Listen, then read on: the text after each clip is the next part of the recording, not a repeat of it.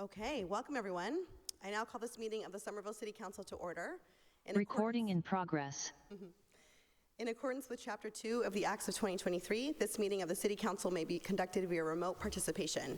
Please note that video and audio of this meeting is being recorded and may be shown live on local access government channels and on the City of Somerville website and will be available for future review. Will the clerk please call the roll? This is roll call. Councilor Mba. Councilor Wilson. Present. Councilor Ewan-Campen. Here. Councilor Scott. Present. Councilor McLaughlin. Here. Councilor Burnley. Present. Councilor Said. Here. Councilor Strezzo. Present. Councilor Klingon. Councilor Present. Davis. Here. Councilor Pineda-Neufeld. Here. With 9 councilors present and 2 absent, we have a quorum. Thank you, Madam I'm Clerk. present. I know Councilor Mba is running a little behind, and I believe Councilor Klingon will be joining us on Zoom as well.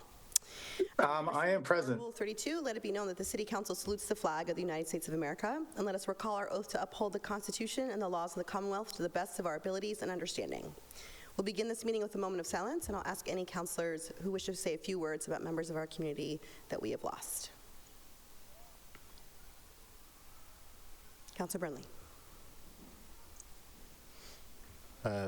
Through the chair, I'm fudging the numbers a little bit. This is not quite a remembrance, but because it's not on the agenda, I just want to take a moment to acknowledge that it is National Autism Acceptance Month.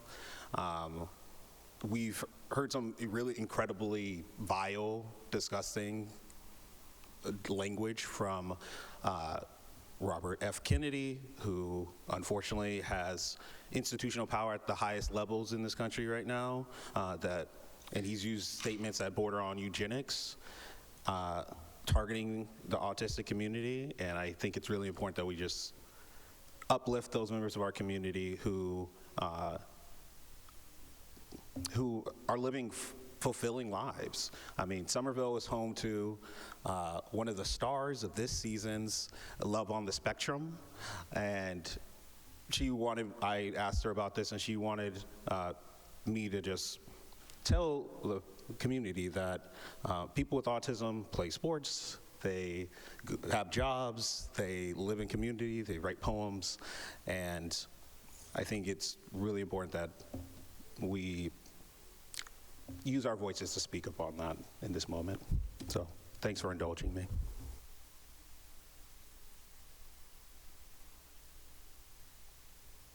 Okay, will everyone in the chamber who is able please rise for the moment of silence?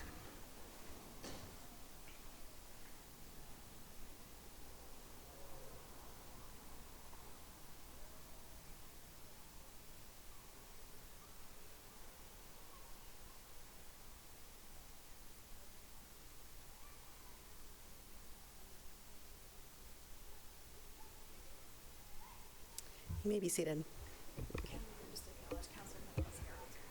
Yes, Madam Clerk, Councilor Klingon has arrived on Zoom. Clerk, can you read the next item, please? The next item is going to be item 1.3, approval of the minutes of the regular meeting of March 27th, 2025. Seeing no opposition, the minutes are approved. Let me share with you a couple of items we are taking out of order this evening, colleagues. We have a couple presentations. So 8.2, we have a presentation from our Council on Aging folks, as well as 8.3, which is an update on ARPA. We'll also take 7.9 out of order, as well as a couple of committee reports, 6C and 6D, and then we'll return us to the regular order of our agenda. So with that, Madam Clerk, can you read our next item? So the next item then will be item 8.2, an officer's communication from the Council on Aging Director conveying a presentation regarding the Somerville Senior Community Survey with the UMass Boston Center for Social and Demographic Research on Aging. I know we have Director Spiliotis here, as well as a consulting team, is that right, to present? That's right. Thank you, everyone. My name is Ashley Spiliotis, the Director of the Council on Aging. I'm really here just to introduce Sierra Somerville, a great last name for our study. She's a Senior Research Associate from the Center for Social and Demographic Research on Aging Gerontology Institute at UMass Boston. So over the past year and a half, Sierra and her director, Dr. Caitlin Coyle, have worked with the City of Somerville, the Council on Aging, the Council on Aging Board of Directors, directors, key informants to conduct a survey, a community survey, to help us better understand the needs of older adults, the current service delivery model, and the gaps that may exist between the existing and needed or desired services. Sierra is here to do a brief overview of the study, and then on May 23rd, scheduled to help us celebrate Older American Month, she will do her, and Dr. Coyle will be present at the Council on Aging to do an in-depth presentation with time for questions from the community as well. So with that, I will turn it over to Sierra. Welcome. Thank you, Ashley, and thank you for your time tonight. I will start by saying there is no known relation in my family to the namesake of the city of Somerville. It is just a happy coincidence that we got to work with the city on this project. And so, like Ashley said, I'll be giving a brief, high-level overview of the comprehensive assessment we completed to support the city and the Council on Aging. We learned a lot of information on a broad range of topics during this project, and I won't be able to go into too much detail on it all tonight, but for more information, the supplementary slides included with the presentation this evening, there's a report summary and the final report. If they aren't already, they will be posted online as part of tonight's meeting materials. And like Ashley said, Friday, May 23rd at 11 o'clock, Dr. Coyle and I will be at the Holland Street Center giving a more detailed presentation to the public and be able to field some community questions. So I would like to quickly acknowledge those who really supported this project, and we couldn't have done it without them. That includes the mayor, of course Ashley is the director, and all of the COA staff, the board members of the Council on Aging, and most importantly, all of the Somerville residents who participated in this project. We want to thank you. As I'm sure many of you know, Somerville is home to a rich diversity of cultures, strengthened by residents and families that have called Somerville home for multiple generations, as well as relatively new community members who have moved to the city for, the economic, educational, social opportunities that Somerville and the surrounding area offer. As of 2022, the median age of Somerville residents was 31, making Somerville a really pretty young community. But of note, over 11,000 residents are age 60 and older, making up about 14% of the population, and that share is expected to remain pretty stable over the next decade. So we have this very diverse, heterogeneous group of older adults in the city, and as Ashley started talking about, we collaborated to really identify the needs of the older population, and so that we can better plan for the current and future needs. We collected, analyzed, and synthesized information from multiple data sources for this project. We used data from the U.S. Census Bureau to develop a demographic profile of the whole community of Somerville to understand things like age, gender, socioeconomic status, living arrangements, and health. We interviewed five leaders in the city for their unique perspectives on aging in Somerville. And the bulk of the project consisted of a community survey open to all residents age 60 and older. We mailed a survey with a postage-paid return envelope to a random sample of 5,000 residents, and the survey was also available online, and there were paper copies available at the COA for people. If they didn't get the mailing, they could still participate. We received 1,519 responses, which is a response rate of 30%, and that represents about 15% of the whole 60-plus population. And finally, we reviewed city documents, such as annual reports and budget documents, and taken together allowed us to make recommendations that build on or complement the other planned actions in the city.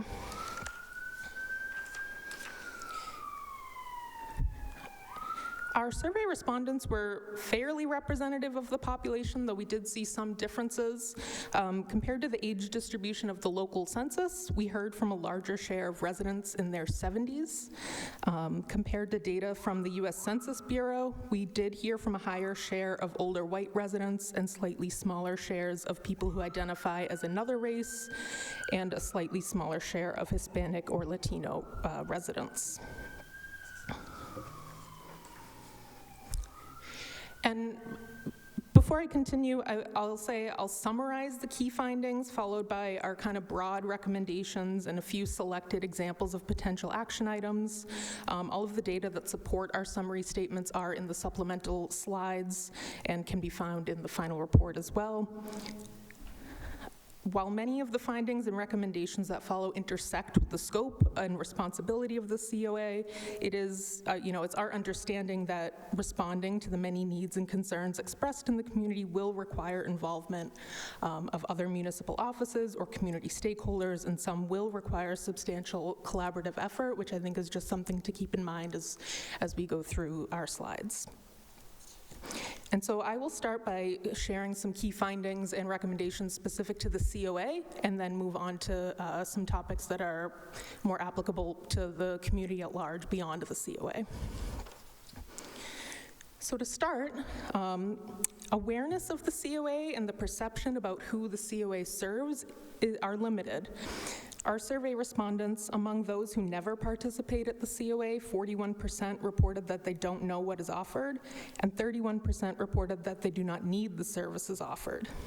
And both participants and non-participants of the COA selected the response, "If I had more knowledge about programs and services available," as an option, as a response when asked what would increase the likelihood of attending the COA.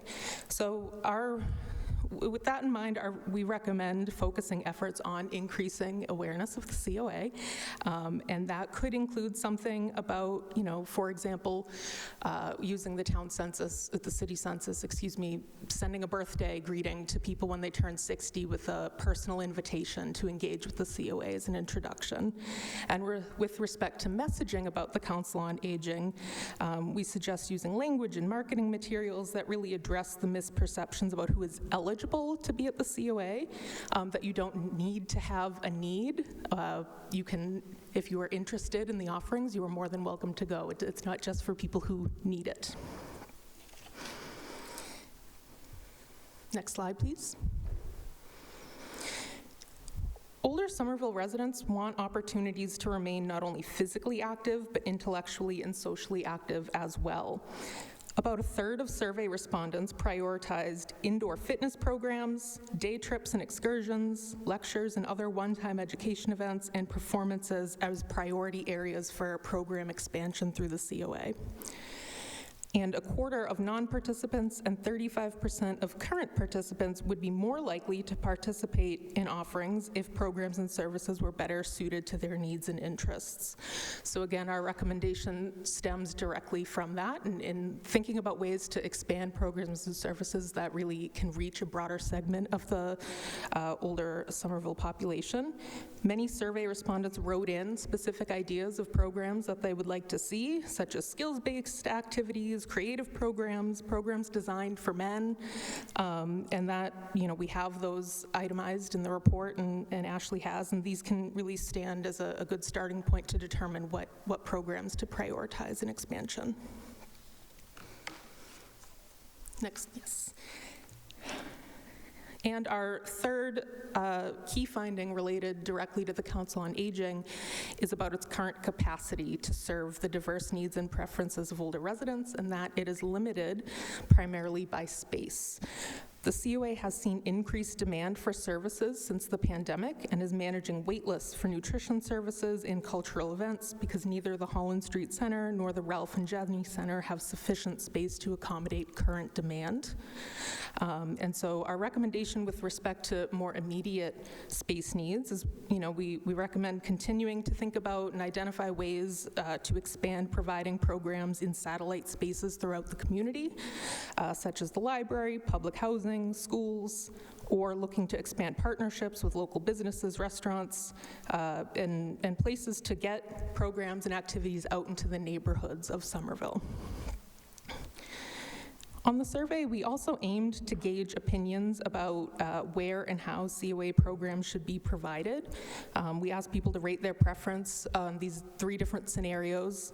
This included current operations, so program services out of the Holland Street Center with some at Ralph and Jenny, a scenario in which there might be a standalone senior center in one building, and the third scenario of the COA operating out of a shared space like a community center.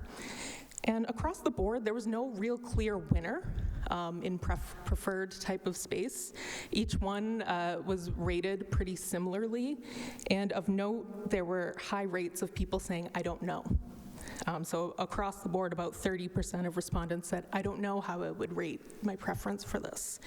And those who never participate at the Council on Aging selected "I don't know" twice as frequently as people who do. So I think coupled with the lack of awareness or not as well understanding about the Council on Aging, along with not really knowing necessarily what the best space configuration is for programs and services, our recommendation in thinking more long-term about space is really to continue collaboration among city leadership, to continue community engagement and assessing the needs and opportunities for space.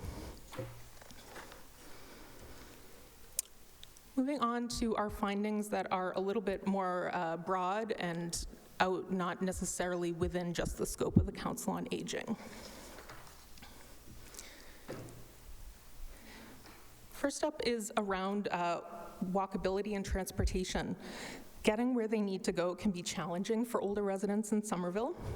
Although older adults value walkability around the city, navigating uneven sidewalks, poor snow removal, and bike lane safety were described as common challenges between the interviews and survey results.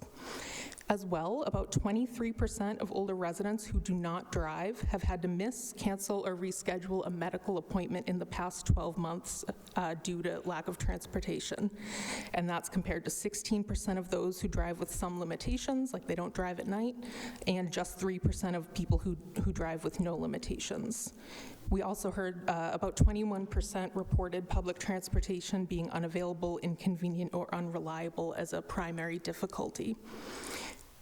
And so when we think about the issues we heard and how our recommendations, we recognize that there are ongoing efforts to improve transportation and walkability around Somerville, and those are ongoing.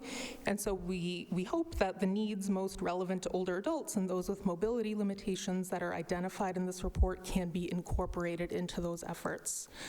Some example action items that we suggest could be consider implementing community walk audits to identify additional barriers to walkability and locations for curb cutouts, shelter, seating, and thinking about or assessing the opportunity to expand the alternative transportation options available to older residents, such as exploring how to expand the COA taxi program and evaluating opportunities to use existing city resources for transportation services for older adults. Our next finding is centered on housing. Older residents are concerned about their ability to maintain and modify their homes. If they can't, they are concerned about where they would be able to move to and stay in Somerville. About half of the survey respondents need home repairs to continue living in their residence safely in the next 5 years. And when asked what kind of housing they'd prefer if they had to move in the next 5 years due to health or physical ability, interest varied from condos or townhomes, very independent living, to assisted living or senior independent living with some amount of support. So there's a real range in what people could foresee needing in terms of housing and are concerned about being able to get that while remaining in Somerville. And so again, we realize housing is a big topic, not just in Somerville, but across the state and the nation. We realize residents of all ages are experiencing challenges related to housing. But we hope that our recommendation is to continue thinking through the issues related specifically to older residents and identifying ways to continue developing, implementing, and advertising information about and resources that are available to those in the community.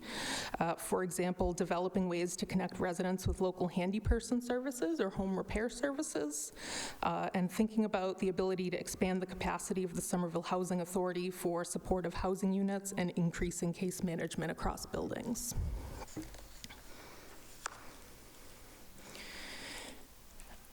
Our next finding is about financial insecurity, and that is a growing concern among older residents. The median household income for Somerville residents aged 65 and older is just under $42,000. That is slightly less than the statewide median for the same age group, and most notably, it is less than a third of the median household income for younger Somerville householders. So there's a pretty significant income disparity of older householders compared to younger in Somerville. On the survey, we asked if they have adequate resources to meet financial needs and if they have worried about food running out before getting money to buy more. And survey respondents of color reported greater financial insecurity compared to white, non-Hispanic, or Latino survey respondents. So even again, we identified some disparity in financial insecurity.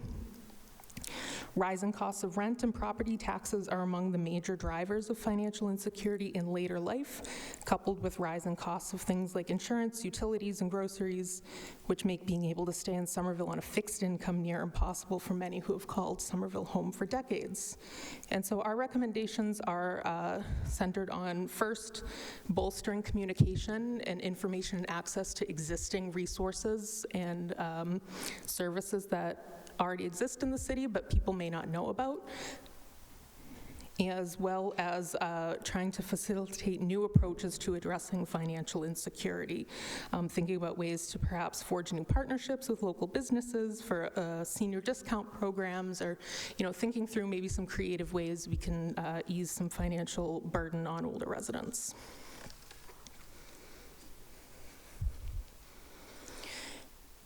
We heard about caregiving, and it's fairly common among our older residents.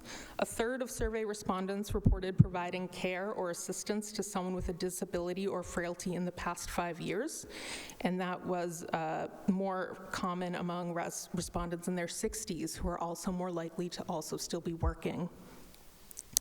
Almost 2/3 of caregivers describe their experience as somewhat or very challenging, and the most frequently identified supports that were or would have been helpful during their time caregiving included informal support from friends and family, and formal in-home caregiving or homemaking services. So our recommendations focus on both direct and indirect support for caregivers. Direct support could include, again, sort of access to information and available resources, as well as implementing perhaps some new programs like a caregiver's night out or a caregiver resource fair. And we think of indirect support as in the form of sort of public education and identifying ways to provide more information about not just Alzheimer's disease and dementia, which are pretty common conditions for which people are providing care, as a way to support caregivers in the city. And our last broad finding is that risk of social and political isolation among older residents is growing. About 37% of older adults live alone in Somerville, and that increases to almost half, increases by age to almost half of residents age 80 and older living alone. Those who live alone also reported worse emotional well-being than those who live with others. And about 16% of survey respondents reported feeling excluded in Somerville due to age. Echoing that sentiment, we had several written responses on the survey that articulated a sense that older adults may not feel valued by the community or local policymakers, many of which included a call for additional advocacy and recognition of residents of all ages. Older residents of Somerville have a complex set of needs and a wide range of interests in social, recreational, and civic activities, and that really came through in our survey write-ins and interviews, that they would really benefit not only from new opportunities for engagement, but increased awareness of existing opportunities. And so our recommendations on this finding center on fostering community connections, expanding strategies to empower older residents to be civically engaged, and to promote greater awareness and understanding about the diversity of aging experiences, and to move away from maybe some thoughts of ageism and preconceived ideas about what it means to grow older. And with that, I will pause. I know that was a lot of information condensed down into a fairly short amount of time, but I'm happy to answer any questions that you may have. Councilor Wilson. Thanks, Madam President. Through you to our speaker here. talk about the space crunch that's being felt. Do you know, is that being felt most acutely on particular days of the week, weekdays versus weekends, or particular hours? I think I might leave that question to Ashley in particular, but I know at the Holland Street Center they have 3 different spaces that have max capacities, and the Ralph and Jenny is one sort of large multi-purpose. So I think it might be a little program specific, but Ashley? Sure, absolutely. I'll jump in. So as you know, it is really program specific. So our nutrition meals, our hot meals, we have meals every day of the week, but our hot meals are Tuesday and Thursday. They're running at capacity. We have cultural events, which is a performer and meal. They're running at capacity. So as the survey's been going on, we've already taken steps. Like now we are renting space at Dilboy to accommodate these needs. We're offering hot meals and to-go meals so people can eat at the center or eat at home. So it's definitely something that we're thinking about all the time. But Tuesdays and Thursdays are our biggest days, and then the special events. Through the president, yeah, I've seen those firsthand. It's a big demand for those. I was glad to hear the walk audit mentioned. I'll just give a shout out. There happens to be a walk audit happening on Tuesday for the Union Square area. 6 to 8 p.m., I want to say, the PTAC is putting on. So yeah, good to see walk audits getting mentioned. A really good way to figure out how to make things better for people who need to walk around. And thanks for being here. Happy to be here. Councilors, I should also mention questions specifically for our consulting team we're hoping to take tonight and not in committee, since they'll only be here with us tonight. So if you have questions for the consultants in particular, now's the time to ask them.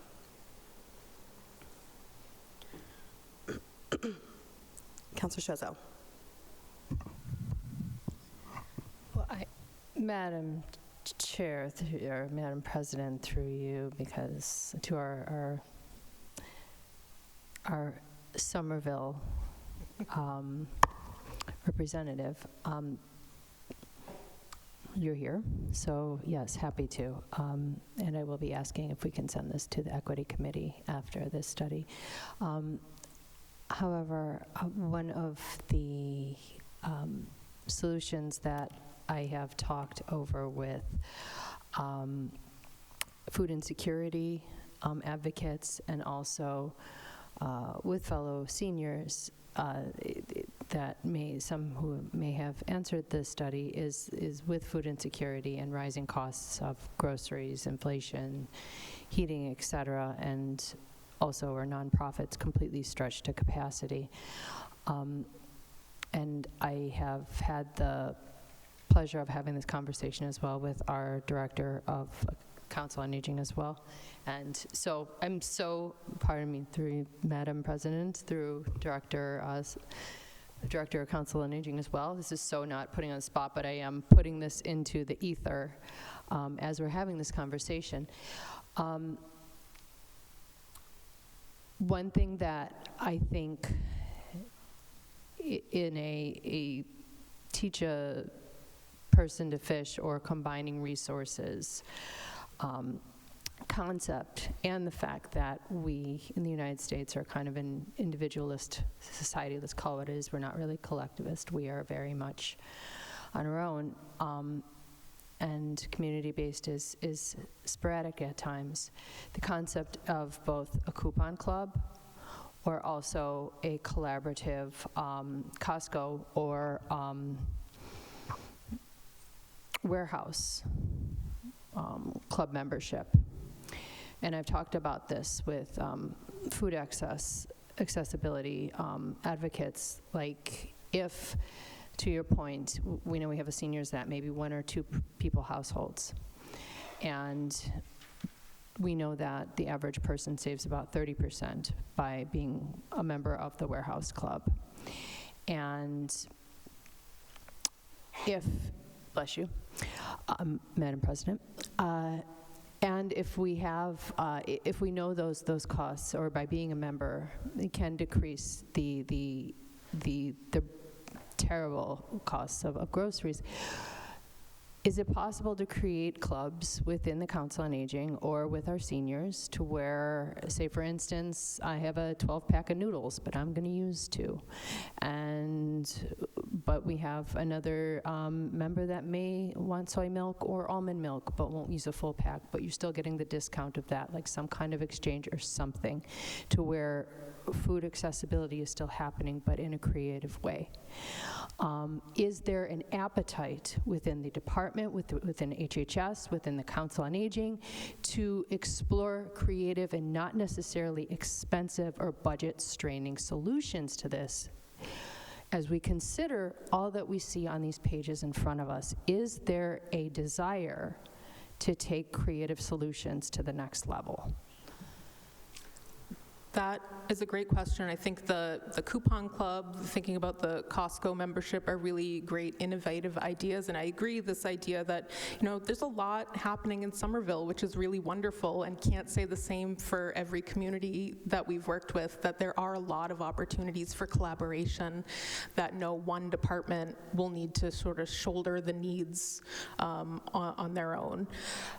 So I will just say that, and we really hope the findings of the report can help guide where to prioritize and what departments or groups to work together to meet those needs. And like I said, we include some recommendations that we think are might be good ideas, maybe some kind of low-hanging fruit that don't require big budgetary changes. But I think, to your point of that there are already ideas happening, they don't have to come from our recommendations, that's for sure. With respect to, specifically if there's appetite at the COA or Human Services, I will leave an answer to that on their end, but yeah.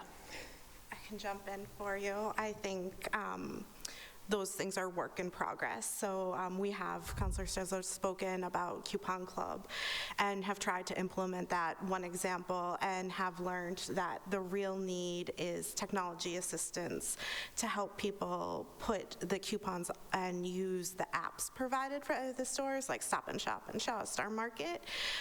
So everything is on the table right now and being worked out and tested and seeing where the needs are and where the response is.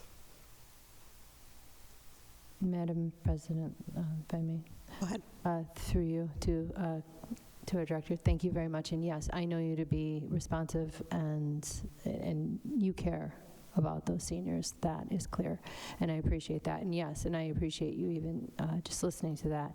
So I guess with that, have you seen, to our consultant, have you seen other programs throughout the state or creative solutions like that as well? Yeah, we've done some sort of follow-up with communities we've worked with in the past and learned more informally about what they've done with these reports, and some have taken a more formal approach to creating a subcommittee, an implementation subcommittee, and others kind of within the COA make changes.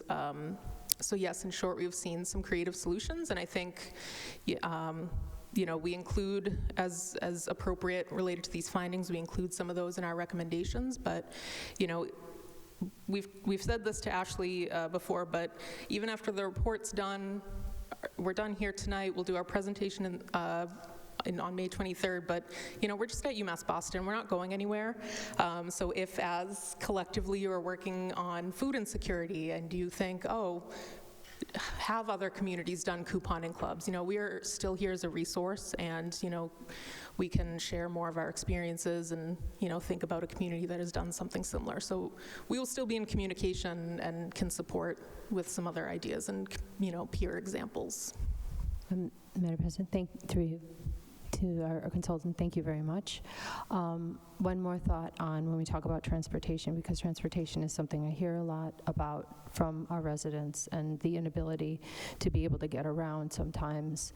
And one of my hopes and cracking the nut on finding other solutions while we twiddle our thumbs and wait for the MBT TA to figure out their feelings and serve our community and remember that we are very densely populated and we do not want bus lines taken from us. But we have some, for instance, community partners that have employee buses or student buses. Another example, again, that we colleagues flash back of the Tufts student bus, which every Somerville resident has the ability to take for free. Just get on the bus. And so my hope and dream is that some of our community partners, I don't know, maybe like Mass Gen, who buses their employees all over the place, perhaps they'd be interested in helping some of our residents or just be able to get on the bus or I guess publicly state that this is an option, as Tufts has, because with some seniors being able to get around in the community, the fact that the Tufts bus on Saturday goes to Ocean State's Job Lot or Stop and Shop, or that same complex with Aldi, like coming back to where we talk about being able to get to grocery stores, because let's call it what it is. Stop and Shop is not cheap. It's not. I mean, I find it offensive to be charged potentially $6 for butter, and some of our other grocery stores as well. The prices are not competitive but it's there. Mm-hmm. So, for instance, with the Tufts bus, there's at least 2 grocery stores in that, or 3. Some residents will get their groceries at Ocean State's Job Lot for some things, or they may go to Stop and Shop for some things, or they may go to Aldi, which may have more effective pricing. So those kind of cheaper solutions, instead of having to go to Stop and Shop or Star Market, no bash, not trying to bash, grocery stores or whatever. But the reality is, a lot of residents have to make do with a very small amount of money, and the grocery store across the street is 3 times as much for what it may be somewhere else for a grocery item. And so with those creative solutions, my hope is that we can entice community partners to extend themselves, to open their employee buses for our residents, very much maybe seniors. And have you seen that in other communities, or have you seen any solutions of community partners, corporate, private partnerships, corporate municipal partnerships, to where something like that can happen? Yes. Well, I will say, I think the most successful work that comes out of these is collaboration, right? So towns and cities that we work with and that get these reports, can never fix it all on their own. It's impossible. And so collaborating, not just within other city departments with the COA, but to your local nonprofits, community partners, and businesses, we have seen, some nice examples of that. Mm-hmm. Councillor Said. Through you, Madam President, to the consultant. First, thank you for the work you've done on this report. I also want to thank the director for all the work you do. My first question is, how do our seniors access Council on Aging newsletter in print? I'll take that one. Yes, they have an option to access it in print, mailed to their house. It's available at the center. It's available online through the city website, the Council on Aging website. It can get emailed to them, and then we have them at City Hall as well. Through you, Madam President. So when you say mail, so every senior gets a piece of mail, or do you have to sign up to You have to sign up for it. Okay, so signing up, does that happen online on the website, or?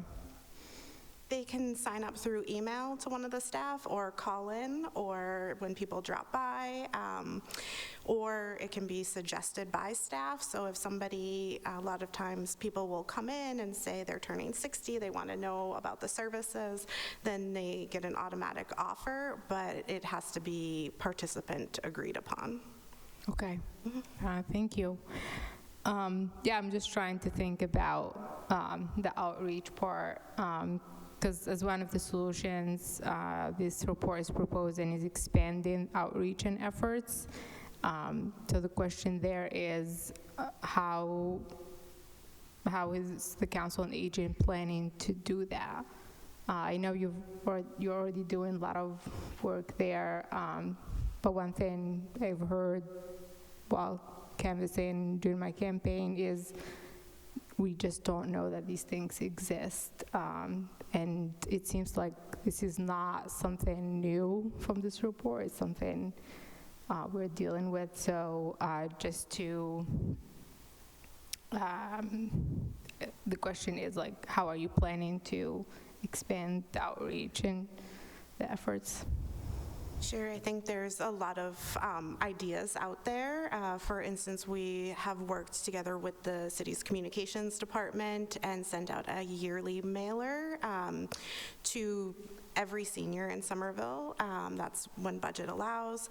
We've recently worked with the Veterans Department to put an insert into every veteran in Somerville. That was just because of logistics for people over 60 and under 60. So I think there are a lot of ideas out there, because you're right, it's not something that we're hearing new, and it's not something that we're hearing new that there is still stigma around coming to a senior center or needing services, needing assistance, which a lot of people view a Council on Aging as assistance, but sometimes I look at it as a fun place to be with fun activities. So it's changing that idea, and that's what a lot of the recommendations are. Through you, Madam President. Yeah, thank you for adding that. It definitely helps for the seniors who are watching tonight. And thank you for creating that community for our seniors. And then my next question is about space. Since it was one of the findings in this report, access to additional space is challenging. Has the high school been considered? I say this every time because I think this was part of the plan when we were putting together, talking about building a new high school. So it is unfortunate that it doesn't get used after school hours, not just for this, but for a lot of other things. So we'll keep mentioning this every time. So that's the question. I think, like I've mentioned before, every possibility is a possibility at this point. For our current activities, our current solution has been renting Dilboy Post for the larger activities.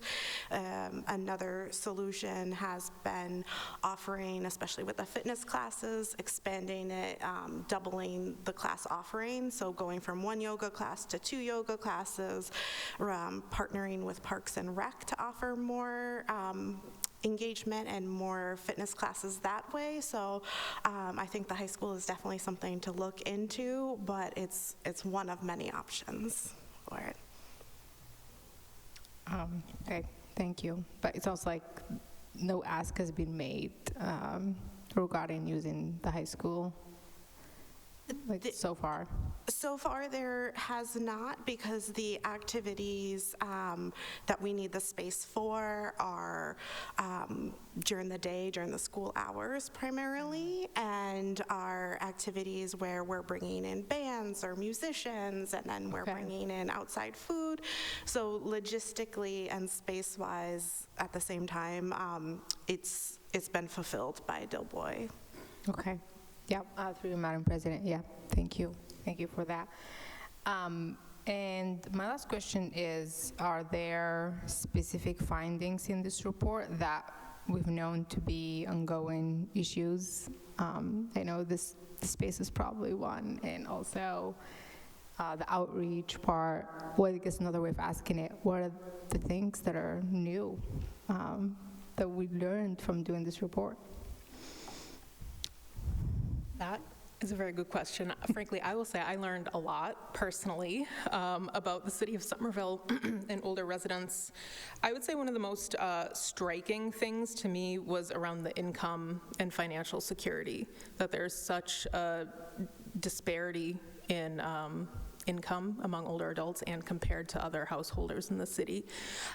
So I think, you know, when thinking about property taxes and cost of living, and really thinking about your older residents are making about $40,000 a year compared to so many, the median being around $110,000, $120,000 a year for across the board.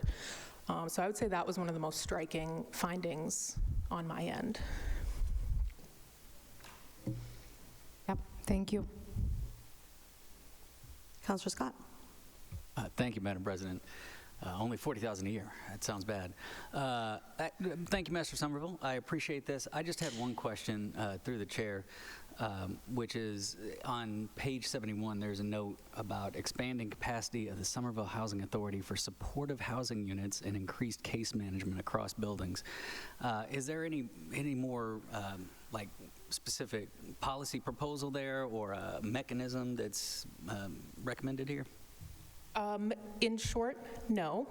So one of our interviews was with the Somerville Housing Authority director, and we talked extensively about how the need for public housing and the needs of people in public housing have become just much more complex, and how additional social work and case management would really benefit the residents.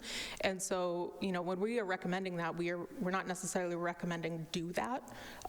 It's, you know, take a purposeful thought of, you know, how is this something we can do? And if yes, how can we make that happen? All right. Questions for us to come back to. Thank you. Thank you, Madam President. All set.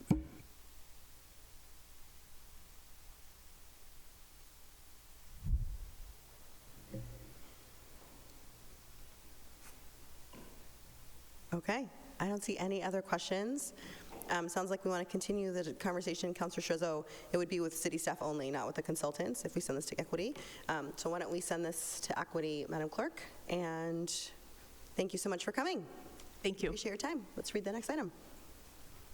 The next item, Madam President, is going to be item 7.9, a request of the mayor requesting approval to accept and expend an $8,149.84 grant with no new match required from the Massachusetts Department of Fire Services to the Fire Department for the purchase of firefighting gear for new recruits. Colleagues, we're being asked to take this up for immediate consideration this evening. We have Chief Breen here if you have any questions about this item.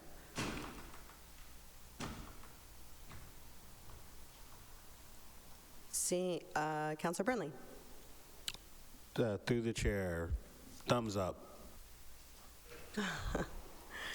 Okay.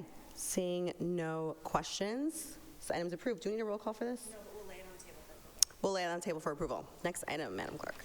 The next item will be item 8.3, an officer's communication from the ARPA director, conveying an update on the obligation and current status of ARPA funds. We have Director Satin Hernandez here for this update. Welcome. Thank you, the chair. Hello again. Thanks for having me here today. Wanted to check in and give you some status updates on where we're at, especially post-obligation deadline. So we'll have 4 items on the agenda, and then of course time for questions. We'll go through a little bit of timeline, where we stand, what we've recently accomplished, our current status, and what's coming up next for ARPA. So this is, I'll present a couple of slides that have been adapted from prior Finance Committee presentations. So you've probably, some of you have seen these before, but this is a visual representation of our ARPA timeline. So at the very start, costs can't be incurred before March of 2021. We had a obligation deadline on 12/31/2024, and then we have to have all of the funds spent by 12/31/2026. And if you go to the next slide, just a quick visual representation of where we are. If we can go back one, sorry. I did PDF, which turns into a whole other procedure. we are here at our blue marker just past the obligation date. And so first, 2 checkpoints achieved. We have not incurred any costs before 2021, and we have met our obligation deadline, and I'll talk a little bit more about that. And now we are on the road to the end of the spending period in 2026. We can go to the next slide. Thank you. So I won't read all of the points on this, but I just wanted to have a bit of a representation of all of the things that it has taken to administer the ARPA funds. I know the text is a little small, so this might be an off-time item, but in order to manage this undertaking over the years, we've developed new workflows. So novel funds require novel workflows and methodologies. So we have hired staff. We've found new ways to approve projects, manage funds, create grant agreements, contracts, in-process invoice reporting, and new evaluation methodologies. And I want to call out, if I may, Megan Kelly, who is our grant administrator on ARPA, who has been, amongst all of the staff, absolutely essential to making all of this happen for our community. So major thanks, especially as I read past grant agreements and our financial work here. We've settled with 144 projects in total across 20-plus divisions of the city. We're making sure we're adhering to all of the guidelines from local to state and federal, working with our awardees, and then trying to make sure we are successfully measuring the outcomes of all of this work, telling the story of ARPA's impact. So much to get into, and I won't go deeper than that, but just to give you a start at some of the things that it takes to get here. So I'm really excited to report that our projects are working, they're closing out, and they're transitioning successfully. Again, we've had 144 projects in total, and I'm very pleased to report that more than 80% of the funds have been fully expended. That means they've been paid out, checks are cut, the funds are working in the community. I did send a memo alongside Kate Harkey, our Director of Grants, that earlier in the year that we were fully obligated on time. So as a reminder, obligation in this context refers to the fact that executed contracts have to be set for all funds, and we did achieve that goal. The federal deadline was 12/31/24, and we met that. We also reported our obligation status to the Treasury. It's part of our quarterly reporting to show them that we did indeed obligate the funds. That was due in January, and we did also successfully submit that on time alongside all other reports, of course. We can go to the next slide. So at this point in ARPA, we are monitoring the spend down of our remaining projects. We're also monitoring federal guidance and changes and requests that come. I'll expand upon this in a moment, but we are going to be working with Treasury on a compliance review soon. Timeline a little bit uncertain yet, but more information to come. We're also deeply into our evaluation process. We've been collecting data from all of our awardees, both qualitative and quantitative, and preparing for deeper analysis and share out, especially in the next fiscal year. We're also looking at our ARPA artifacts as we start to, have projects closing out, the office, winding down, looking at recording our processes, the lessons that we learned, and what we can leave behind for the future as our learnings from ARPA. So what's coming up next? Again, you'll see our successful spend down of the remaining projects. I'll say a little bit more on the compliance review. This is an expected and normal step. This is a typical part of a grant life cycle. And this would be where we had this obligation deadline of 12/31/24. So now the Treasury will come and say, okay, let's see, the paperwork to make sure that you did that appropriately. And so expecting that we'll have some document requests to fulfill, that the documents will be reviewed by the Treasury and evaluated against the rules for the program, which I will say I am very confident in because we have fulfilled all of the requirements and kept in mind very closely all of the rules, regulations, and policies. We're also going to be working on communication and evaluation as ever, with coming up a series on project outcomes and evaluation findings that we'll be putting out on social media as well as other methodologies to come up. And on the last slide, I did just want to highlight all of the amazing staff that I get the absolute privilege of working with every day. We have in total 6 staff, and myself makes 7, so I just want to thank each of them. Jamie, Jenny, Charlotte, our program managers, our finance team, Kate under the grants office, then Megan and Marjorie in finance, and Megan Benetti, our evaluation manager for ARPA. So I would be glad to answer any questions that you may have about the current status of ARPA at this point, and thank you for having me. Councilor Wilson. Thanks, Madam President. Through you, we heard previously that the Treasury had given the guidance they aren't looking to get this money back. Given everything happening out there federally, given what we saw with the ESSER funds getting clawed back from a number of school districts, are we still confident that Treasury's not looking to claw back anything on the ARPA side that is not spent? I'll say a few things, which is that I think there are 2 possibilities under that question, which is, one, is the Treasury looking to claw back anything that's not spent and not obligated? And I think the answer to that was always yes, and I think that was, that was part of, that was part of the rules as they were set out, and I would say one of the core outcomes of this obligation review that they'll be conducting, that we were supposed to have everything obligated by the deadline. Did you do it? If not, it's coming back. And that, I think, was always expected. As for the possibility of having fully obligated and properly obligated funds clawed back, I think we've seen that there are many possibilities. And we've seen a lot of moves that we didn't expect. So I think the most that I can say at this point, as I think we've seen a lot of uncertain and a lot of unusual or unexpected moves, is that we have done things by the book.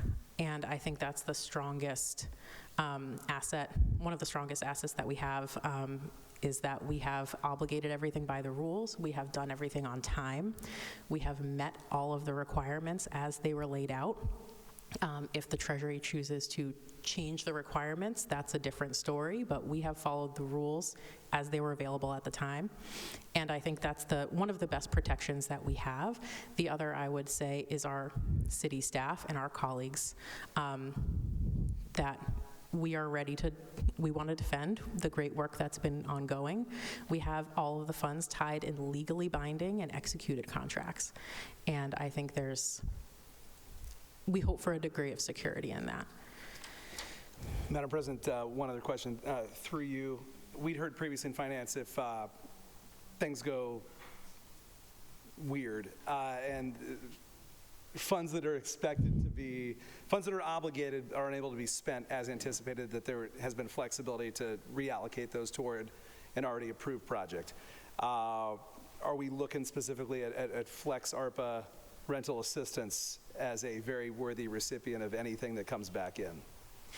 That's a great, through the chair, that's a great question. And I will say that Flex ARPA has, the contract and the program on ARPA has already closed out and transitioned to a stable funding source outside of ARPA. So, and that occurred in September and October. So we are seeing that project as having, flown onto greener pastures and stable funding, such that that is not one of the projects that we would re-obligate unspent funds or returned funds to, excuse me.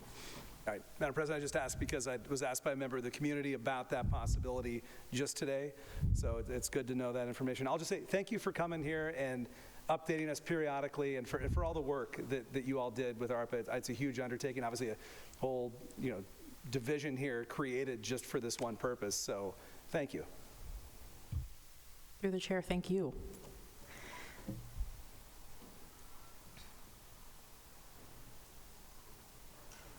I see no other questions. Thank you, Director, for being here with us this evening. Glad to do it. We'll lay this on the table for approval. Madam Clerk, next item. The next item then is going to be item 6C. Let me just get back there, which is a report of the Committee on Legislative Matters, meeting on April 15th, 2025. Councilor Davis. Thank you, Madam President. I was just going to pull it off the printer, but I'll read it from my screen. No, I don't work through it quite as well. All right, so well, that's the wrong meeting. The Committee on Legislative Matters did meet on April 15th. We discussed a number of items, including some updates to the tree preservation ordinance, as well as well, that was a significant part of the discussion, as well as changes to the ordinance that establishes the Commission on Energy Use and Climate Change. Both of these we've discussed in committee previously. The tree committee ordinance we left in committee. The Commission on Energy and Climate Change you will have before you this evening. And there's lots of, let's see. And then we also talked about, actually, so let me actually ask, through you, Madam President, to the good clerk, there's 4 items at the end that I want to discharge from committee for the purpose of moving them to a more, what I believe is a more appropriate committee. Shall I do that after the report or during the report? Accepting the report, we'll take care of that. We'll put them back before the council. Brilliant. Thank you so much.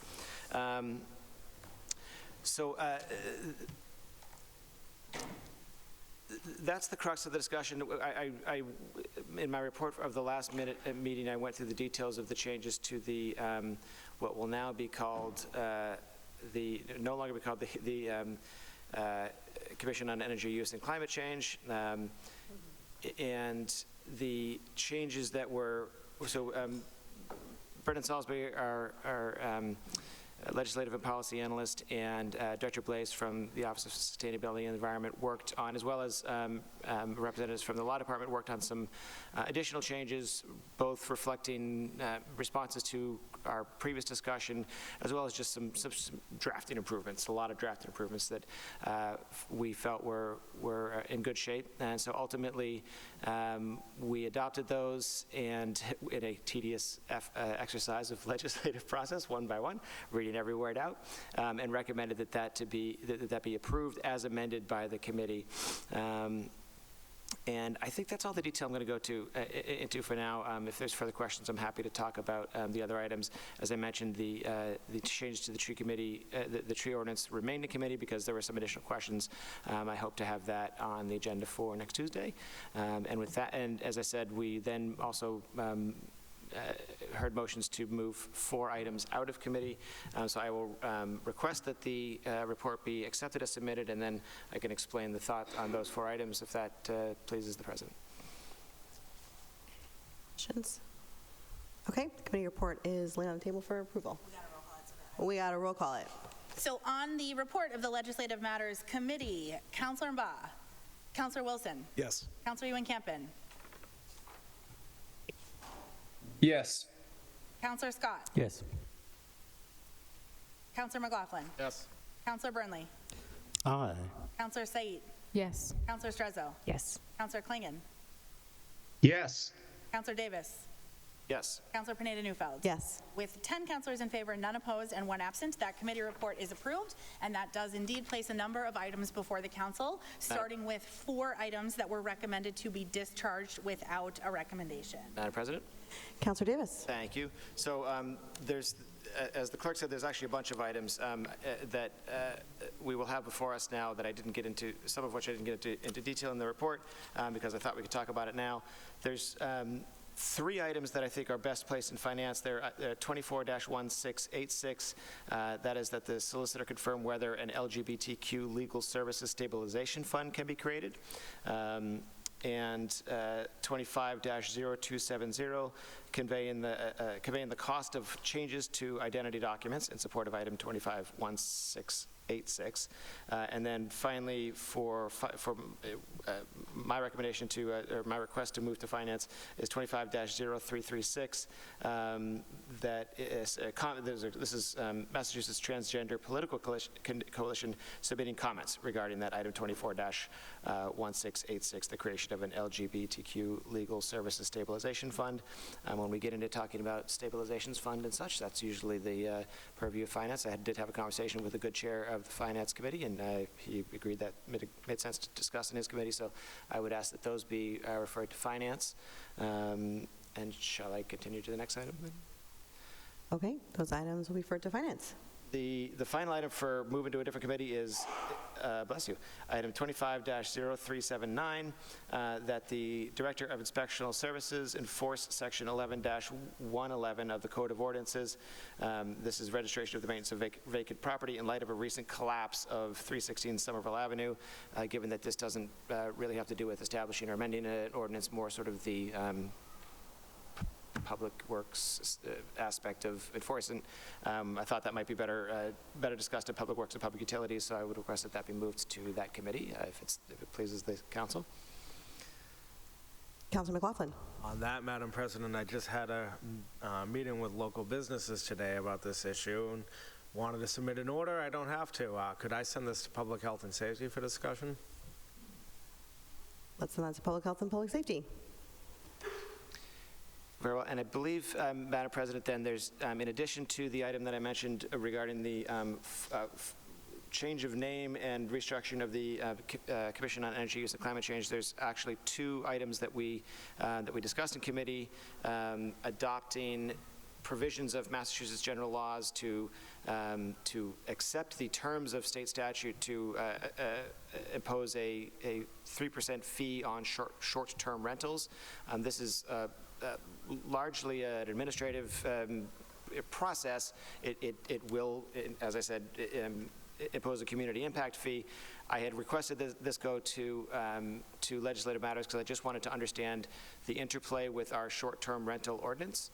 And we were ensured that it, in fact, is just to whatever extent our ordinance allows short-term rentals, the fee would be applied. There's no concerns there. So those were both recommended to be approved. And so we have that before us, as well as the ordinance change that I mentioned before. And I would move that those all be, that the ordinance be enrolled and ordained. And I don't know if we have to take any other action on the, so I move that all of the extra steps that we need to take be taken, Madam President. Perfect. Madam Clerk.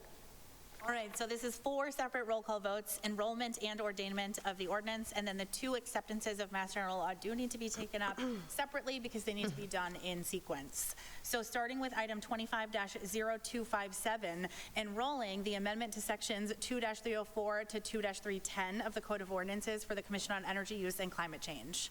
Councilor Mba. Councilor Wilson. Yes. Councilor Ewan-Campen. Yes. Councilor Scott. Yes. Councilor McLaughlin. Yes. Councilor Burnley. Aye. Councilor Said. Yes. Councilor Strezzo. Yes. Councilor Klingon. Yes. Councilor Davis. Yes. Councilor Pineda-Neufeld. Yes. With 10 councilors in favor, none opposed, and 1 absent, that item is enrolled. And on ordainment, Councilor Mba. Councilor Wilson. Yes. Councilor Ewan-Campen. Yes. Councilor Scott. Yes. Councilor McLaughlin. Yep. Councilor Burnley. Aye. Councilor Said. Yes. Councilor Strezzo. Yes. Councilor Klingon. Yes. Councilor Davis.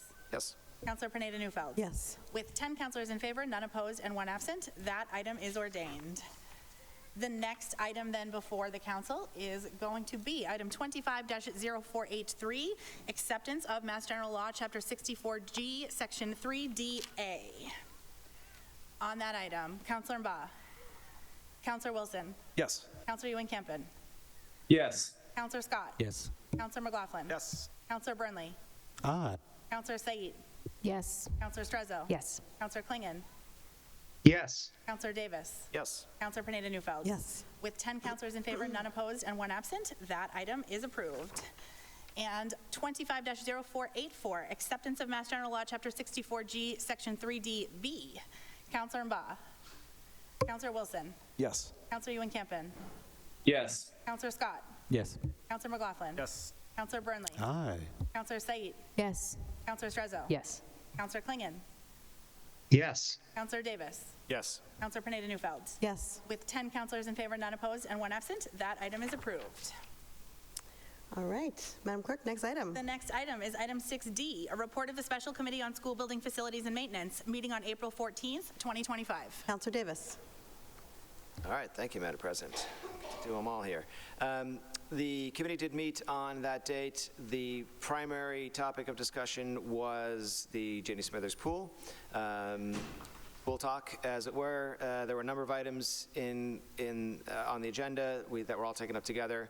The long and short of it, and I did just check this evening, there still is a big red banner on the website that says the pool's still closed. The long and short of it is that they don't know why the chemical imbalance happened. They're still trying to figure that out, perhaps. But at some point, they were going through a series of processes advised by an outside consultant on how to address the chemical imbalance, and ultimately decided to punt and drain the pool and start from scratch. This did have the benefit of allowing them to do the what is a regular maintenance that normally would happen towards the end of the summer. They went ahead and did that while the pool's empty, so at least we'll save some time then. So that's a silver lining, I suppose. But the hope is that there's also some additional sort of materials added to the filtering process that they hope will better filter the water. There's additional, there are attachments to the agenda. I would encourage if folks are interested to go ahead and give them a read. I won't get into a lot of the details, but they tell a story. We were told that a number of the items that were addressed, a number of the items that were that are raised in the reports that are attached to the agenda are being addressed, and new processes are being put into place in hopes that this type of situation won't happen again. Although, as I said, ultimately we don't know what it was that caused a situation that got us to where we are.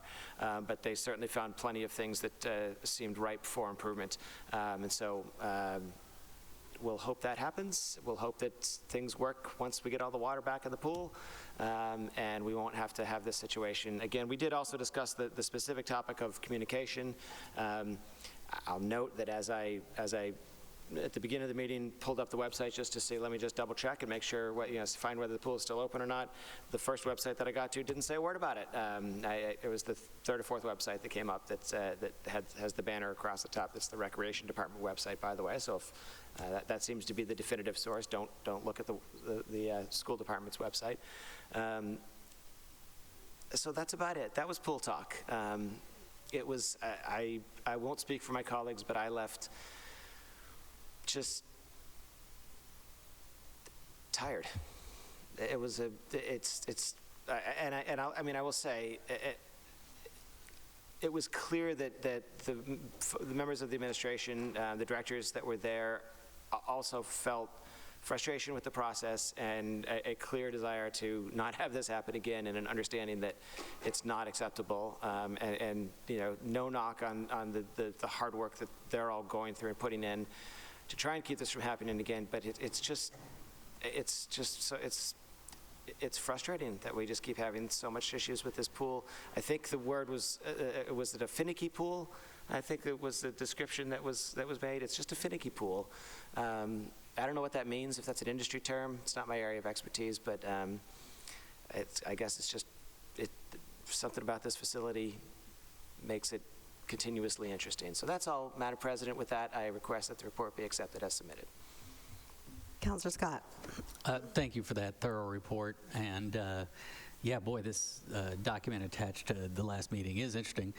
I hate to have to ask the bottom line question. Are swim classes going to happen next week?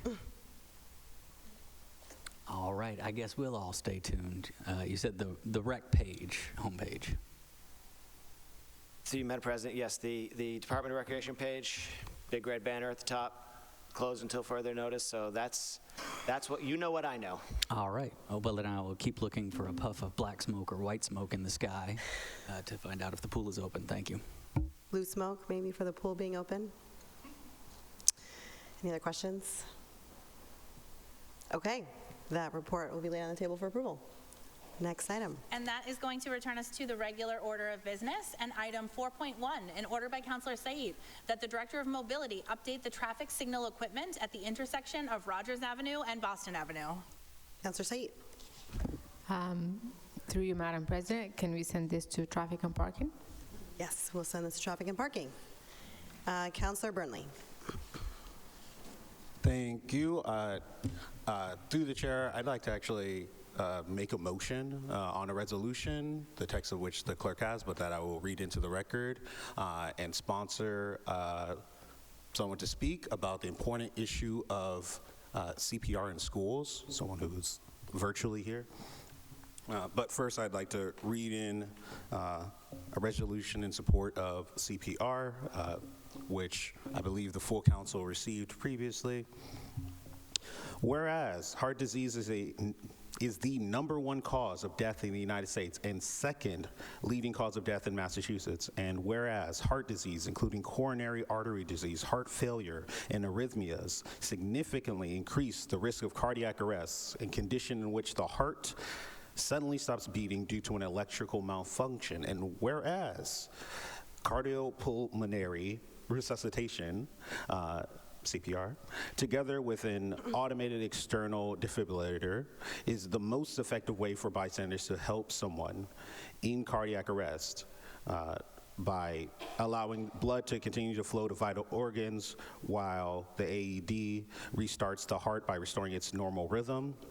And whereas, according to the American Heart Association, immediate CPR can double or triple a person's chances of survival after cardiac arrest, yet only about 40% of people who experience an out-of-hospital cardiac arrest receive the immediate help that they need before professional help arrives. And whereas CPR classes can be taught in just 30 to 45 minutes, making them a quick and accessible way to equip students with life-saving skills.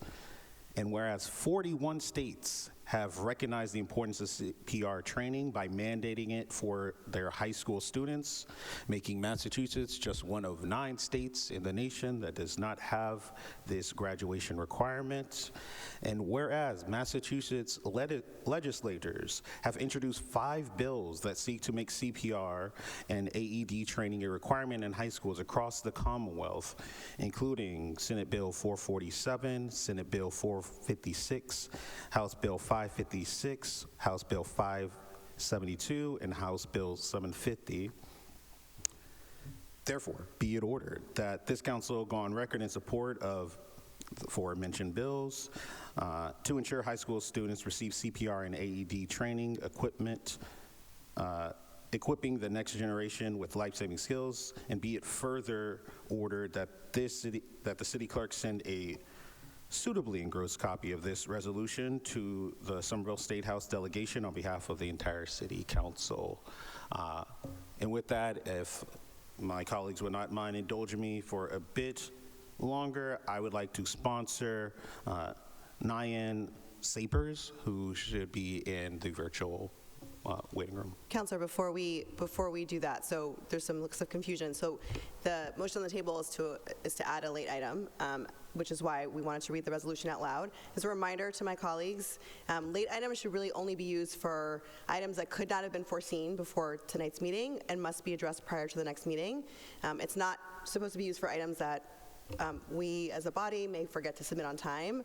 As a reminder, per our city council rules, items need to be submitted by what we have called close of business, by which the clerk has interpreted as midnight on Monday night for the agenda, and of course Wednesday night for supplemental items. Late items can be construed as an open meeting law violation, as a reminder. So these rules are set up on purpose to protect us and to ensure that the public also has a chance to review items that we're discussing in meetings. So that said, of course, it's the will of the body to accept this late item, so I wanted to open that up for discussion. Councilor Burnley. Point of information, could you just repeat the supplemental item deadline? Wednesday at midnight. That's when this was submitted. I have the exact time, but that's but that's between you and Madam Clerk. Unfortunately, I hear that it was sent after midnight. Yeah, well, okay. So it is not on our agenda this evening, so Clearly. that is why this is a late item. So before we sponsor speaker, is the body okay with moving forward with this late item? Councillor Davis.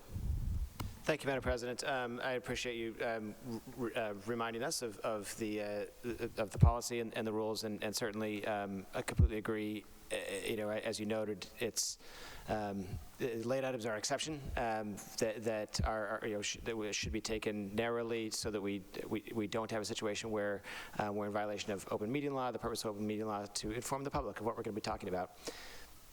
To the extent that the clerk agrees, we have the ability to accept this late item. Nonetheless, given the nature of the item, I can't envision a scenario where there's any harm done.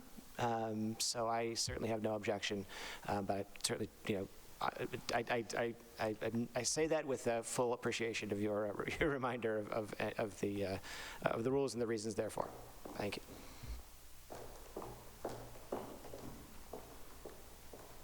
Okay.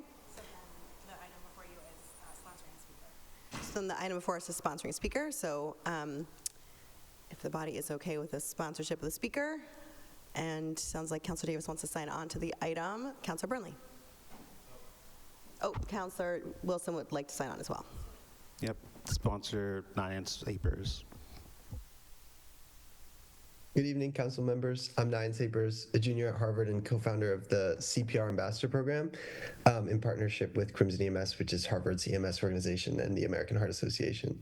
I'm here to ask for your support in passing this resolution that will bring life-saving CPR and AED education to every high school in Massachusetts.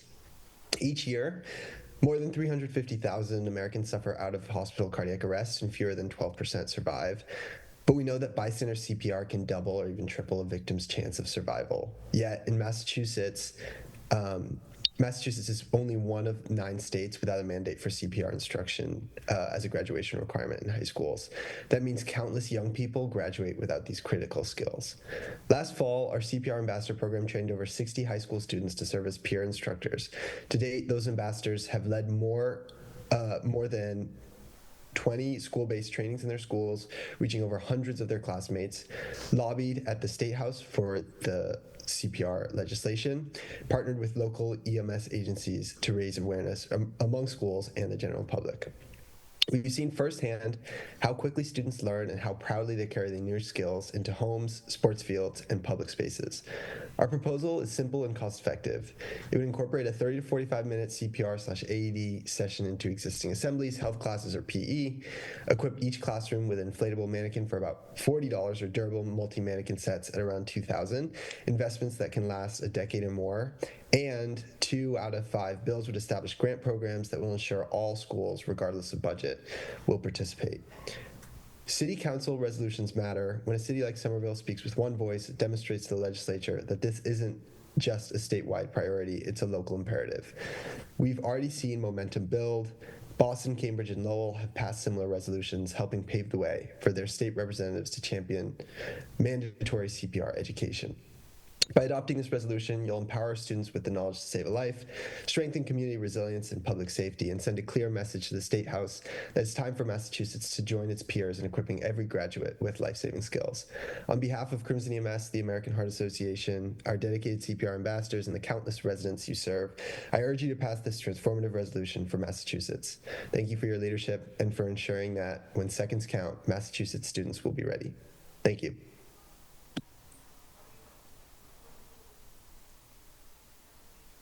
Okay, any questions? Oh, Councillor Klingon. Madam President, I just wanted to say that I would like to sign on. I couldn't find the chat box here. I would like to sign on, please. And Councillor Said would like to sign on as well. Okay, this item will be laid on the table for approval. Next item. The next item, Madam President, is going to be item 5.1, an order by Councillor McLaughlin that the city solicitor appear before this city council to discuss the proposed charter currently in the mayor's office and update the council on its progress. Councilor McLaughlin. Thank you, Madam President. Some of you may have seen that the mayor has called a special meeting this Tuesday to discuss the charter. Language forthcoming, I'm told, tomorrow. So items 5.1 and 5.2, I'd like to lay them on the table with the hopes of getting them on that agenda for Tuesday. All right, we will lay these items on the table for our meeting on Tuesday. Next item. The next item is item 6A, a report of the Committee on Equity, Gender, Seniors, Families, and Vulnerable Populations, meeting on April 16th, 2025. Councilor Strezzo, can you hear us?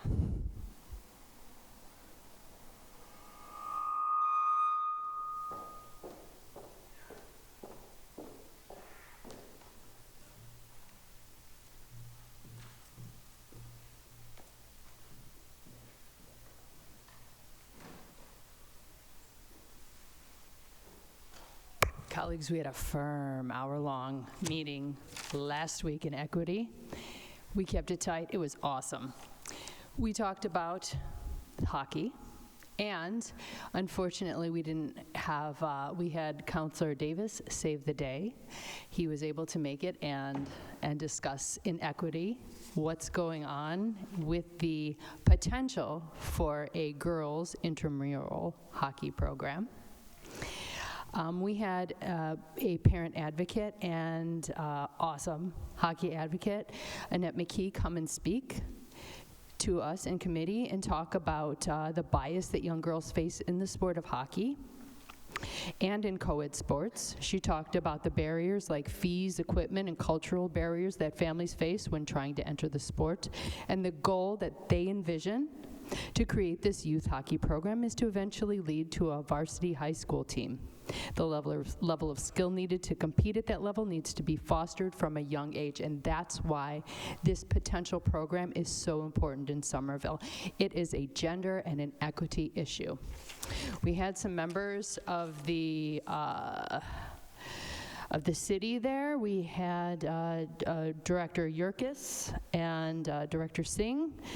Director Yurkis from the Recreation Department and Director Singh from the mayor's office there. And as I reminded the administration how important gender equity in sports was to Madam President back when she was a Ward 7 city councilor, now the mayor, and reminded her staff how important this was to her boss, and I am hoping that this issue is still very important, and we are hoping that this intramural gender equity sports possibility in hockey can happen here in Somerville. Director Yurkis said that equity is very important to the city, and mentioned that they're doing a lot of youth programming and that they would potentially continue to work to increase girls in sports and program being offered, but we're going to keep this in committee because we're going to keep talking about it. The goal is to really smash the barrier of gender inequity in sports, and we feel that this could be possible in intramural hockey. So it's kept in committee. We also talked about crossing guards. Got some updates for you, folks. Sergeant McCary from, who's the director in the police department on crossing guards, said that the new numbers of what we have are 35 current crossing guards and 10 crossing guards in the process of being onboarded. Now, of course, remember what the order title of this agenda item is, the fact that 4 children were hit by cars in the past few months on their paths to school. Now, we weren't able to identify where the 4th one was, but we could label it, we could figure out where the 3 were. And I want to point out that these 3 kids being hit by cars, it was reported after the fact. So it didn't just, they just didn't report it. And it was rattling to them. Okay, back to the crossing guards. So we have a new number of 45 crossing guards currently. We're short about 12 of the 57 positions that are funded for crossing guards. And I also want to point out that retention of crossing guards is the department's comfortable with that. It's the recruitment that's more of an issue. So if you're someone who values safe streets here in Somerville and claims this as a tight, important value here in Somerville, I am encouraging you to step up and please apply to be a crossing guard. Please help some of our most vulnerable Somerville residents be able to get around our community safely. Help make that process possible. And last, we also had our ARPA director come before us to discuss the guaranteed basic income implementation and rollout, because with the ARPA funds vaporizing, they were there to just briefly give a little precursor to the deeper conversation we're going to have in May on this item of how'd the rollout go, and the biggest expense that our recipients of the guaranteed basic income here in Somerville spent the money on, they rent, loans, debt, as well as basic foods and childcare. It enhanced their lives. Some members have also used their funds to stabilize from difficult family situations. It changed their lives. So we're going to talk about it again in May, and I offer up this report to be accepted as presented. Okay, we'll lay this item on the table for approval. Next item. The next item is item 6B, a report of the Committee on Land Use, meeting in joint session with the Planning Board on April 17th, 2025. Councilor McLaughlin. Thank you, Madam President. We met at that time. We had 3 public hearings. One was a citizen's petition for a zoning text amendment regarding dormers for rooftops. Aaron Weber, of the member of the YIMBY group, presented a reference document titled, to talk about the dormer issue and allowing them to be done as of right. 2 residents spoke in favor of these requested amendments, highlighting how they would prove increased flexibility and practicality for builders, which would likely facilitate easier development and redevelopment in the area. We also took up an item around the state building code. This was a petition from the city to change the state building code for sustainability purposes. There were a few questions around the sustainability amendments, particularly about how they would affect affordable housing, how it might impact just development in general, and this item was left in committee as well. There were a few comments from the public saying the same thing. And then we also had, we had another amendment, where'd it go? About to waive certain dimensional standards for means of egress. This is an item in reference to ADA issues, making buildings more compliant with ADA requirements. This would be an as-of-right project, as-of-right amendment for certain projects. It would be NR and UR. It would not apply to other developments.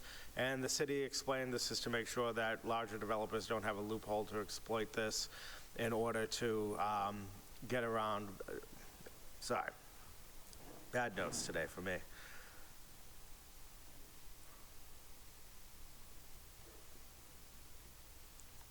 They don't want a loophole around accessibility or egress caused to build further into a setback. The provision ensures that it doesn't turn compliant buildings into opportunities for expansion. Several councils, including myself, asked what this means for ADA accessibility and why it would not be applied throughout the entire city. So this item was left in committee as well, and that's all I got. I submit this committee report to be accepted. Councilor Brunley.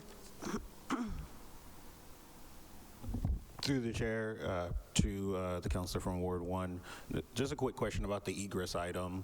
I didn't get to watch the meeting. I believe this is an item that happened in response to an item I put forward around accessibility and zoning based on a conversation I had with the director. In the conversation that you had in committee, did the issue of roof heights come up at all in that egress item? Through the president, I don't recall roof heights coming up, but that did come up in the YIMBY discussion about dormers. So this was more about front entranceways, doorways, and accessibility to the front and back of the building, I believe. Through the chair, just as a potential follow-up, since I'm not on the committee and can't ask questions during the future discussions, I would just ask that the issue of having space and potentially like a bump out for mechanicals, AKA, the parts of the elevator that actually pull it up and down. I hope that joins the conversation, because my initial hope with this item was to make it easier for people to age in place, to be able to adjust their living space so that they can have these accommodations. I just want to make sure that that goal is also kept in mind as this item moves forward. To the President, yeah, they definitely didn't talk about elevators or anything like that. This was specifically about the entranceways. But we can bring it up in conversation. Councilor Davis has a comment. Councilor Davis. Thank you, Madam President. Through you to the good councilor at large. I also don't recall specifically, but there's two different amendments. One was specific to sort of egress, and the other was specific to essentially waivers that the director of ISD can provide for to dimensional restrictions for purposes of accessibility. And how would I put this? My recollection of my understanding at the time, if that makes sense, was that any requirement could be waived if the purpose of that was accessibility internally or externally. But through you, Madam President, to the council at large, you raised a good question. I think it's definitely worth, we can definitely follow up and make sure that that understanding is clear and that there's no unintentional omissions for what might. I share the council at large's sort of view going into this, that things like treating elevator mechanical like we do mechanicals on other buildings, where if it's a 4-story building, you can also throw a bunch of mechanicals on the roof. Why wouldn't we do the same for elevator to make an apartment accessible? That seems perfectly logical to me. That's what I thought we were going to do with this, but we should make sure that it does that. Councilor McLaughlin. I should also point out that these are specific to NR and UR districts, which would make elevators unlikely in these situations. So MR4, MR5, things like that were not discussed. Councilor Ewan-Campen. Thank you, Madam President. I'm going to try to say this without waking up a sick baby. So through you, Councilor Burnley, as well as Councilor Said and Councilor myself, had put in related items very explicitly about elevators in NR districts. It had just come to our attention because a resident of Somerville was kind of learned the hard way that they could not put in an elevator into their NR property. That was explicitly part of the intention of this amendment. There is no way that this will get through committee without that being a part of it. I believe it already is. As a building component, basically. But on the off chance it's not, we'll get that squared away for sure. Councilor Said. Through you, Madam President, I was at the meeting. I'm in land use. My understanding is this was is addressed by this amendment. Quote, can waive dimensional requirements for the construction of a building code required means of egress. So if a resident wants to install an elevator that requires a certain dimension, they wouldn't be going through a hardship variance. So ISD can just waive that. But I will say that I had to meet again with Stephen Carey to get a confirmation that yes, this amendment will address that in NR and UR. He added that there will be another presentation with the planning board where this will be explicitly there will be a more explicit presentation. I think because it's like two amendments in one, it was a little bit confusing. And also the ramps apparently are part of it, which we haven't really discussed. So just to my colleagues, I think that presentation was not very explicit. So yeah, there will be like a more explicit presentation that will address all these different things. But yes, elevators here are part of it, is my understanding. Councillor Wilson. Yeah, thanks, Madam President. If you're confused about talking about building code versus our zoning, the good way to look at this is these are basically changes that need to be done for egress that conform to state building code but don't conform to our zoning. And what we are saying here, but what this would do is basically say as long as it conforms to the state building code, it would be allowed and would not require this extra step of going to get the hardship variance. I saw some confused looks at the two different things. That's the interaction. Councilor Burnley. Thank you, through the chair. Thanks to my colleagues for having this discussion, for filling me in on what I missed, and thank you to Councilor Ewan Campen for reminding me that there are multiple items related to this particular situation that frankly I find really frustrating when someone wants to help their family members who have certain accommodation needs and are rebuffed. We should be making our laws such that accessibility is seen as the virtue that it is, rather than making it more difficult. So I'm glad that there are folks who are in this conversation who will make sure that these questions continue to be asked, and just that make sure that it is very clear that this meets certain goals that were set out at the beginning. Thank you. Okay, we will lay this on the table for approval. Next item. The next item is item 7.1, a request of the mayor requesting approval of a home rule petition to authorize the city of Somerville to employ automated enforcement of certain traffic violations. We will send this to legislative matters. Next item. Item 7.2. Councilor Wilson. Yeah, sorry, Madam President, I'll move to waive the readings of items 7.2 to 7.8, 7.10, and 8.1, and ask those be sent to finance. Sorry, I was busy celebrating that automated enforcement thing. I saw lots of silent celebration during that one. Great, we'll send those to finance. Next item. That brings us to item 7.11. Councilor Ewan Campen. Madam President, I move for approval of items 7.11 and 7.12. All right, any questions? Okay, we'll lay those items on the table for approval. Next item. Item 7.13 is a request of the mayor requesting approval of the surveillance technology impact report for huddle focus cameras. We'll send that to legislative matters. Next item. Item 7.14 is a request of the mayor requesting approval of an exemption for Salam Wold Mariam as required by Mass General Law, Chapter 268A, Section 20D.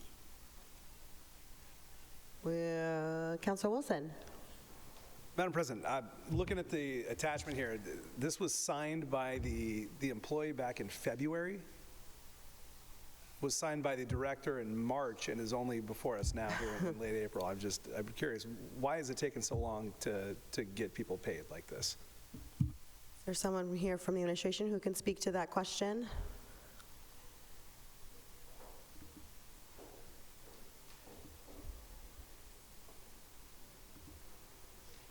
Through the President, not sure. I can find out that information for you.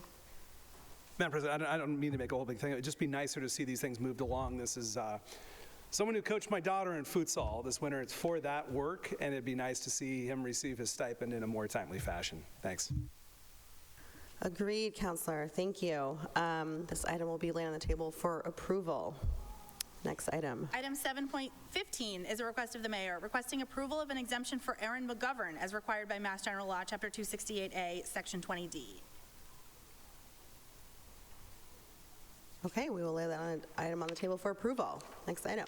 Item 7.16 is a communication of the mayor conveying the updated 2024 surveillance technology annual report. We'll place this on file with a copy to legislative matters. Next item. Item 7.17 is a communication of the mayor proclaiming April 2025 to be Arab American Heritage Month. We'll place this item on file. Next item. Item 8.4 is an officer's communication from the Planning Board, conveying recommendations for items 25-0269, 25-0129, 25-1460, 25-0128, and 25-0131. We will place this on file with copies to the land use, please. Item 9.1. Councilor Burnley. Thank you. Through the chair, I'd like to waive the readings and move for approval of items 9.1 through 9.33, as well as 10.2 and 10.3, with a few shout-outs, of course. We have a number of incredible events coming to Somerville very soon, including the Davis Square Farmers Market. Yeah, that's right. That will be on every Wednesday, starting from May 21st all the way until November 26th. So you're going to start warm, and you're going to have to put on your jackets by the end of it. We got the Somerville Museum, which is hosting its Revolutionary Tours from on May 25th through 27th from 8 a.m. to 4:30. And as well, of course, everyone's favorite, we have Porch Fest coming back to Somerville May 10th, 10:30 a.m. to 7 p.m. Get your hockey masks and, no, that's the wrong thing. Okay. With that, I'd move for this to be approved. Thank you. Okay, we'll place those on the table for approval. Next item. Item 9.34 is a public communication from 4 residents submitting comments regarding Founders Memorial Skating Rink. Place this on file. Next item. Item 9.35 is a public communication from Daniel Brenner submitting comments regarding Benton Road. We'll place this item on file. Next item. Item 9.36 is a public communication from Jen Harrington submitting comments regarding salaries. We'll place this on file. Next item. Item 9.37 is a public communication from Action Tufts submitting comments regarding STEM advocacy. We'll place this item on file. Next item. Item 9.38 is a public communication from 480 individuals submitting comments regarding Israel. Place this item on file. Next item. Item 10.1 is a resolution by Councilor Wilson declaring April 21st to 27th, 2025 to be Greek Spirit Week. Councilor Wilson. Madam President, I don't really have much to say on this one. It speaks for itself. Christos Anesti, I think, is what you say for the occasion. Okay. We'll place this item on file for, or lay it on the table for approval. Next item. Item 10.4 is a public communication from 284 individuals submitting comments regarding Israel. Place this item on file. Next And item. that brings us to the end of the agenda for the evening, Madam President. Any other late items, Madam Clerk?